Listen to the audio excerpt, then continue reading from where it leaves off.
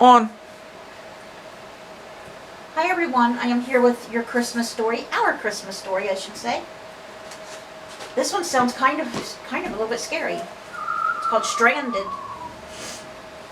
But anyway, let's read our advent calendar for today, which is December 8th. Let me tell you how to make a quick and easy bird feeder. Instant bird feeder. Take a toilet paper roll, coat the tube with honey, and then roll it in birdseed, and then hang it outside a kitchen window, or whatever window. So just take a paper towel roll, or a toilet paper roll it in some honey, and then roll it in some seeds. Bird seeds, sunflower seeds, anything like that. They love stuff like that. They even like peanuts, they like peanut butter. Yes. Alright, so let me go to our Christmas story. Sorry guys for the Bible study. I had the circle of kindness here and I completely forgot to read it again. I got 2 of them for us if I can remember to read them. Alright, so let me get to Stranded here. Sherm likes making fun of me. Alright, this is what it looks like. No vacancy. Alright, let's see. These books that I bought here from Guy Posey's Christmas books, I got for us, they were $8 each. I got me one, and Sherm one, and my aunt, and my mom and my niece one.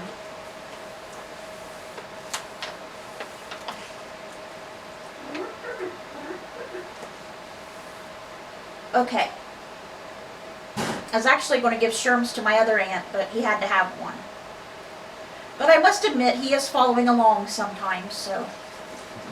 This chair's got a thing that's sticking out of it. It's so broken. This thing's going to collapse soon. I need a new chair so bad. It's got something poking me in the leg. Hurts. Alright, let's get started. This one's by Marcia Chesson from Greenville, North Carolina. What was Christmas without the comfort of hearth and home? I don't know what hearth is, do you? I'm not very smart. Sherm said he didn't know what it is either. I'm not here. Alright. The road was foggy and desolate. Not a street light or house was in sight. Not one car had passed by. My husband Barry and I were at a loss for what to do when our car broke down that cold Christmas Eve in 1975. A brand new car at that. Sherm and I were in a similar situation. What a brand new car, but we had just got it from the lot. Alternator went out. An icy wind crept in through the windows. I tucked another blanket around our 2-month-old daughter, asleep in my arms. Could things be any worse? Oh, don't say that, lady. I'll be back as soon as I can, Barry said. There's that old gas station we drove by. Maybe it's still open. What choice do we have? He set off and I watched him disappear into the fog. The only thing I could do was pray. It started to snow and I held on to our baby. We'd had a night full of laughter, presents, good food, and happy company around the tree at my parents' house. Just the way Christmas Eve should be. I remember those times when my granny was still alive. And we always had a Christmas Eve party every year. Some of the best times I ever had. Then when your grandparents die, you know it's always, nobody gets together anymore or anything. It's never the same. When it was time to leave, I looked forward to setting it with my own little family on the coziest night of the year. Our first Christmas with a baby would make it all the more special, and I wanted to enjoy every minute of hearth and home. Now alone in the cold, dark car, any such comfort felt far away. I stared out the windshield at the falling snow. Was that a shadow forming in the darkness? Stay calm, I told myself, and prayed harder. You're just imagining things. But then headlights glowed in the rearview mirror. An old van pulled up behind our car, and a man got out. Why couldn't you have come while my husband was still here? I held my daughter closer. The man made his way to my window. When he looked in, I saw that it was Barry and opened the door a crack. Thank goodness. But where did you get that van?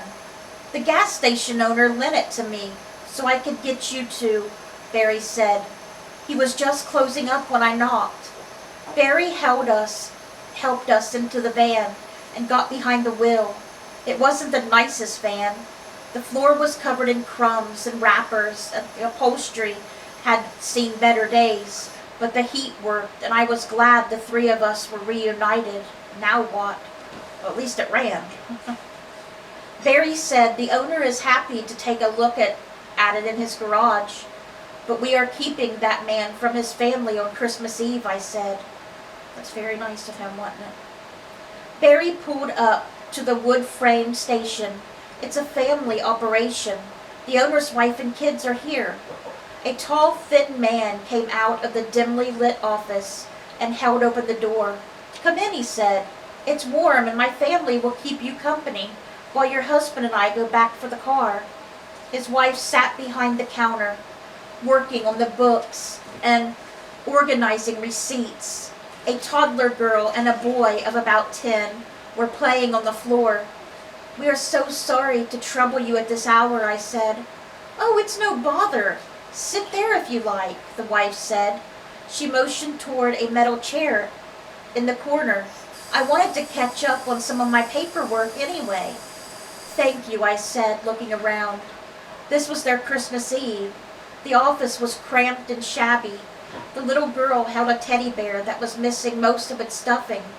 She sniffled and coughed like she was getting over a bad cold. The boy gave her a pat on the head as he walked over. Did your baby get cold? He asked.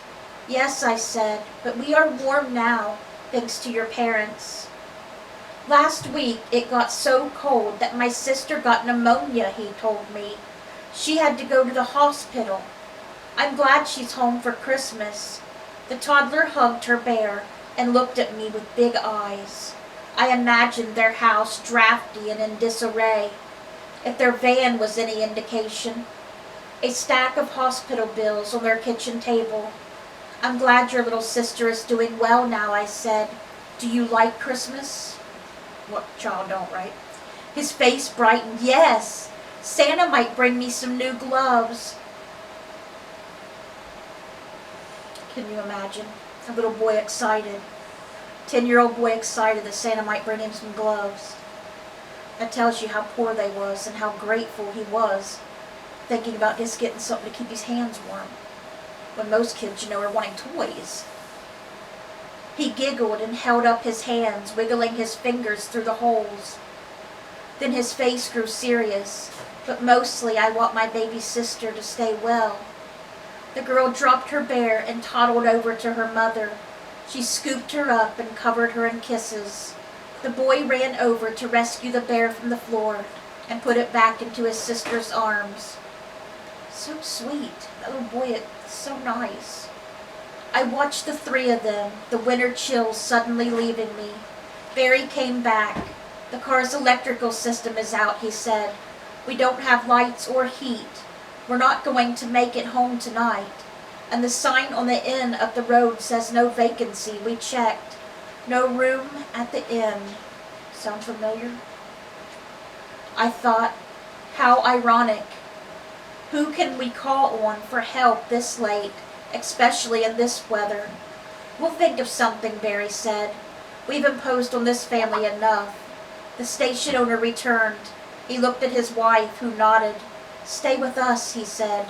Without hesitation, without worrying, they would disrupt their night. They opened their home to us.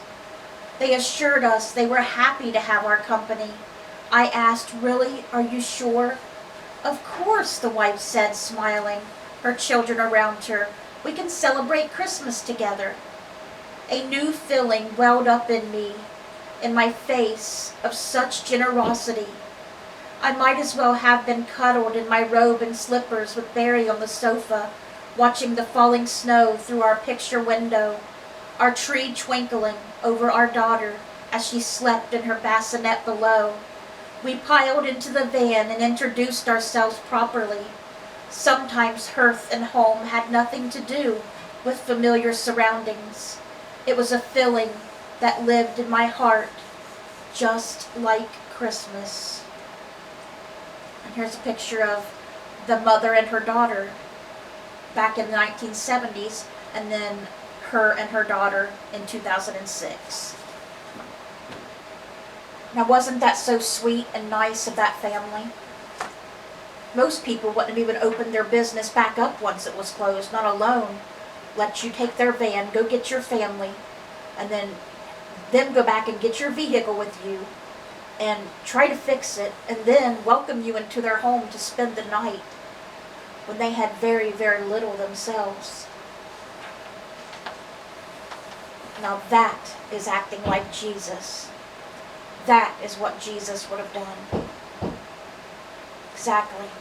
Supposed to act like Jesus, and that's exactly what they did. So I hope you guys enjoyed tonight's Christmas story, and I hope you guys have a great rest of your night. Let's bring those souls to Jesus, and God willing, I'll see you guys again tomorrow with another Christmas story. Good night, guys.